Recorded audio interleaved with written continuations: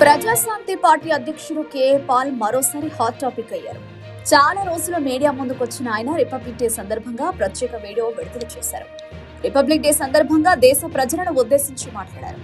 దేశ భవిష్యత్తుపై ఆందోళన వ్యక్తం చేశారు. గత 37 ఏళ్లలో చైనా సాధించిన ప్రగతిని, భారత్ ప్రస్తుత స్థితిని పోల్చుతూ కీలక వ్యాఖ్యలు చేశారు.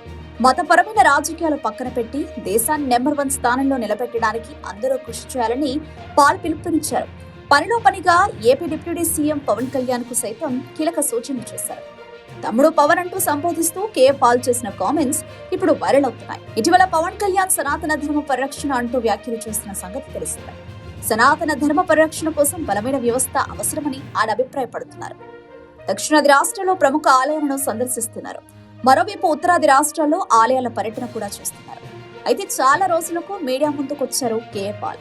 పవన్ కళ్యాణ్ ఉద్దేశించి తాజాగా మాట్లాడారు. పనిలో పనిగా తిరుమల లడ్డూ వివాదంపై కూడా వ్యాఖ్యానాలు చేశారు కేఏ పాల్. పవన్ కళ్యాణ్ తమ్ముడు ఊగిపోవడం కాదు, ఇప్పటికైనా ప్రభు మార్గంలో, శాంతి మార్గంలో, సత్య మార్గంలో నడవాలంటూ కేఏ పాల్ ఇచ్చిన సలహా వైరల్ అవుతోంది. పనికి మాలిన చేష్టలు మాని దేశాభివృద్ధి కోసం పనిచేయాలని కోరారు. తిరుమలలో లడ్డు వివాదంపై స్పందిస్తూ తాను ముందుగా చెప్పినట్లుగానే అక్కడ ఎలాంటి కల్తీ జరగలేదని స్పష్టం చేశారు. లడ్డూ పేరుతో హిందూ, ముస్లిం, క్రైస్తవులను రెచ్చగొడుతున్నారని చెప్పారు. ప్రజా ప్రతినిధులు చిల్లర డిబేట్లు విడిచిపెట్టి నిరుద్యోగం, రైతుల సమస్యలు, పేదరికం వంటి వాస్తవ సమస్యలపై దృష్టి పెట్టాలని పాల్ సూచించారు. మరోవైపు ఇండియాను నెంబర్ 1 దేశంగా మార్చడమే తన లక్ష్యమని కేఏ పాల్ ప్రకటించారు. అందుకే ఫిబ్రవరి 22న చెన్నైలో ప్రపంచ శాంతి సభ నిర్వహిస్తున్నట్లు ప్రకటించారు. ప్రస్తుతం కేఏ పాల్ కామెంట్స్ సోషల్ మీడియాలో వైరల్ అవుతున్నాయి. ఈ రోజు 77వ రిపబ్లిక్ డే. నా సందేశం మన తెలుగు 15 కోట్ల మిత్రులకు ఒక సింపుల్ మెసేజ్. రండి, కలిసి పనిచేద్దాం, దేవుని కృపతో దేశాన్ని ముందుకు తీసుకెళ్దాం. 1989లో నేను అమెరికా వెళ్ళినప్పుడు మన జీడిపి, చైనా జీడిపి సమానంగా ఉండేది ఆల్మోస్ట్. అలాంటిది ఈరోజు చైనా జీడిపి 21-22 ట్రిలియన్ అయితే మనది కేవలం 3 ట్రిలియనే. ఎలాగ ఈ 37 సంవత్సరాల్లో చైనా ప్రపంచానికి నెంబర్ 1 అయిపోయింది? మనం ప్రపంచంలో ఏ స్థానంలో ఉన్నామో ఆశ్చర్యం. కారణం ఏంటి? ఒక లడ్డూ వివాదం మీద హిందూ, ముస్లిం, క్రిస్టియన్స్ ని రెచ్చగొడతారు. రిలీజియస్ కాన్ఫ్లిక్ట్ మీద ప్రజల్ని రెచ్చగొడుతున్నారు.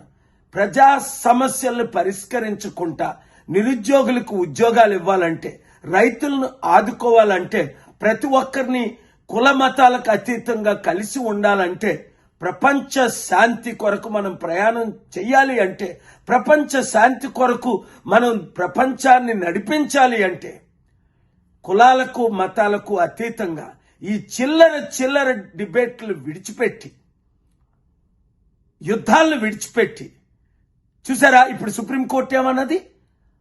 ఆ లడ్డు మ్యాటర్లో ఏమీ కూడా నేనప్పుడు అన్నదే కల్తీ జరగలేదు. దాని కొరకు ఎంత ఫైట్ ఇచ్చారు, ఊగిపోయారు. ఇది అవసరమా?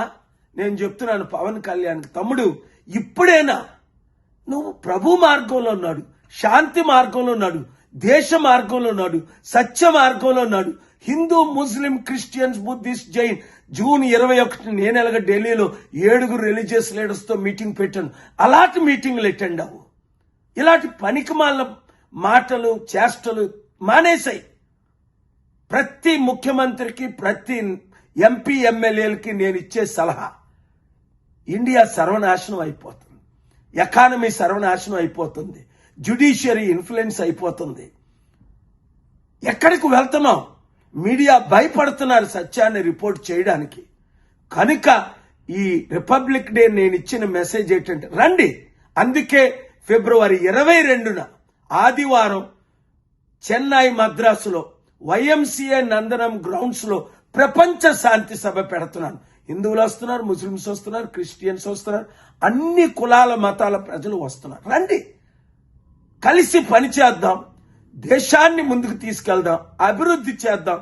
చైనా కంటే మనం అతి తెలివైన వారు అని ప్రపంచమే ఒప్పుకుంటుంది. మనకు బెస్ట్ సైన్సిస్ట్, డాక్టర్స్, ఇంజనీర్స్ ఉన్నారని. రండి, అమెరికాతో కలిసి వారిని తప్పు మార్గంలో వెళ్లకుండా మనం వారిని నడిపించి ప్రపంచంలో నెంబర్ 1 స్థానం మనం సాధిద్దాం. అది పాసిబుల్. మనం అందరం కలిసి పనిచేస్తే. ఈ వీడియో అందరికీ షేర్ చేయండి. ఈ రోజే నిర్ణయం తీసుకోండి. ఇంకా నేను కులాలకు మతాలకు అతీతంగా పనిచేస్తాను, సమాజాన్ని కాపాడుతాను, సెక్యులరిజంని కాపాడుతాను, డెమోక్రసీని కాపాడుతాను, దేశాన్ని కాపాడుతాను, దేశాన్ని ముందుకు తీసుకెళ్తాను. God bless you. See you soon.